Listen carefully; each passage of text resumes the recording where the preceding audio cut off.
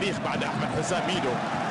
هذه كرة في المكان السليم، خطيرة الامام، عالية وفرصة للامام وكرة بالضيع. كرة اهلاوية من هذا اللاعب، والكرة كانت من جانب رامي ربيعة، نقلت الان لحسام غالي، ارسلت الامام، فنان خطير، ضربة جزاء، ضربة جزاء. ام ان عبد الله السعيد اللي سجل من ضربة جزاء في الشوط الاول مرة اخرى ربما يهدي السعادة لجماهير القافلة الحمراء. يتقدم، جول اهلاوي ثاني، هدف اهلاوي ثاني على ذلك.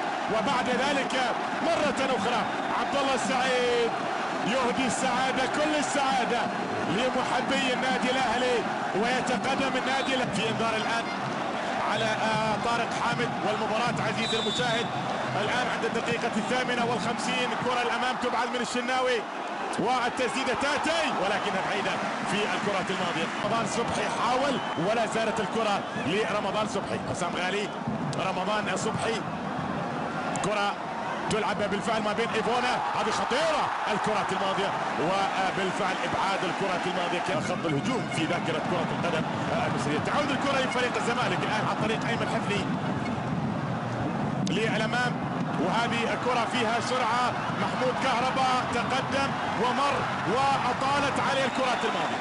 نظم هذه المباراة بكفاءة عالية. أقول الآن مسؤوليتكم صارت صعبة جدا، لأن متطلب يعني أن تستمر هذه المسابقة بهذه الصورة الراقية. هذه كرة للنادي الأهلي في المكان الخطير، فرصة، الله، خطيرة، جول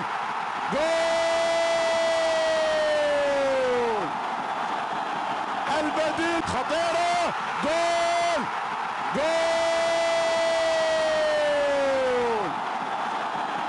البديل مؤمن زكريا يسجل هدف الاهلي الثالث. مؤمن زكريا يؤمن نتيجة النادي الاهلي. النتيجة حتى الان هذه الكرة رمضان صبحي بصورة جميلة، وبعد ذلك طبعا النهاية كانت رأسية جميلة من مؤمن زكريا. يتقدم النادي الاهلي 3-1. السوبر يقترب من المثيرة جدا. هذه ضربة حرة مباشرة امام الكرة، باسم مرسي اقرب للتسديد، سدد باسم مرسي وشريف اكرامي موجود في المكان المناسب. قدمت هذه الامسية على طبق جميل هنا في استاد هزاع بن زايد. هذه كرة خطيرة للامام، يا سلام، مرور جميل. وحكم المباراة كانت قريبا الاسباني كارلوس فيلاسكو كارفايو. فريقين بقيمة الزمالك، الاسرة الكريمة، يا سلام يا سلام، الاسرة الكريمة. وهذه كرة الان وخطيرة جدا للامام، كانت عن طريق ايضا ضربة حرة مباشرة للزمالك في مكان جميل، في مكان جيد، في مكان مناسب، وباسم مرسي على التنفيذ. هذه قد تعيد الزمالك، وشريف اكرامي موجود. بطولة ثالثة في نفس العام على حساب النادي الاهلي. حتى الان الامور تقول عكس ذلك، لان بالفعل هذه كرة خطيرة، جول الزمالك يعود. محمود كهرباء يعيد الزمالك. كرة جميلة جدا للأمام، وكهرباء نعم، يأتي عمرو جابر، جميلة ولمسة فنية راقية من محمود كهرباء.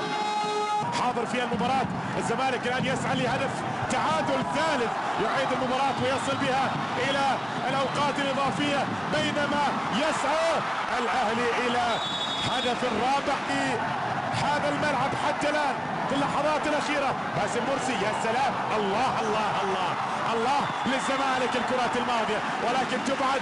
عمرو جابر سجل الهدف الأول، صنع الهدف الثاني للزمالك، يتقدم الآن ويسدد كرة خارج الملعب، وكرة تلعب بالفعل في المكان السليم الآن اللاعب اللي يملك الكرة مصطفى فتحي، تسديدة سهلة تماما. آخر محاولات الزمالك في المباراة للتعادل، وكرة تلعب، هذه جميلة، هذه عرضية، هذه خطيرة،